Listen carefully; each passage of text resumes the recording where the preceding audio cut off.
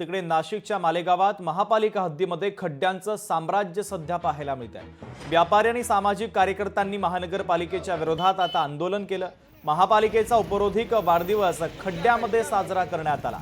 खड्डे जर बुजवले नाहीत तर रस्त्यामध्ये झोपत आंदोलन करण्याचा इशारा आता नागरिकांनी दिलेला आहे।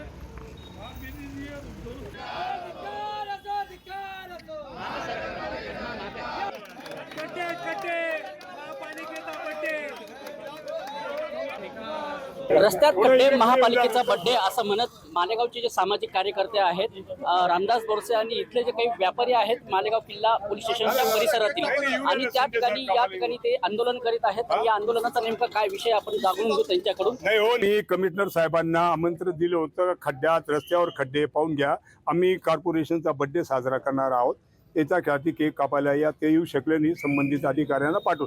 समस्या ही आहे की गणपती उत्सव काळामध्ये हा रोड तयार झाला होता, दुसऱ्या दिवशी परत जैसे ते निष्कृष्ट दर्जाचं मटेरियल वापरलं जातं, फक्त बिलं अदा होतात, टक्केवारीमध्ये इंटरेस्ट आहे महापालिकेला, जनतेच्या हिताचा विचार महापालिका करत नाही।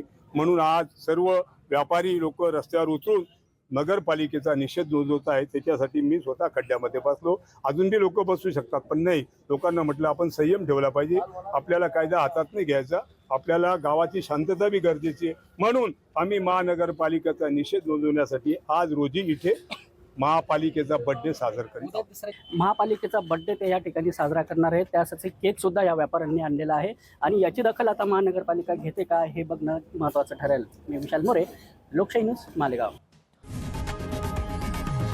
लोकशाही मराठी ऐका, पहा, जागरूक रहा।